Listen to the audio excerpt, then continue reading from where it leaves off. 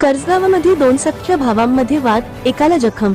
कर्जगावामध्ये जागेवरील फरशी काढण्याच्या कारणावरून दोन सख्ख्या भावांमध्ये वाद झाला आहे, ज्यामध्ये एकाला जखम झाल्याची घटना समोर आली आहे। या संदर्भात दि. 27 रोजी फिर्यादी अरुण सुधाकर बुऱ्हाडे वय 34 राहणार कर्जगाव यांनी सोनई पोलीस ठाण्यात तक्रार दाखल केली आहे। त्यांनी आपल्या तक्रारीत म्हटले आहे की आम्ही दोघे सख्खे भाऊ आहोत। माझ्या हक्काच्या जागेवर माझ्या भावाने ज्ञानेश्वर सुधाकर बुऱ्हाडे याने फरशी बसवले होते। ती फरशी मी माझ्या जागेवरून काढत होतो।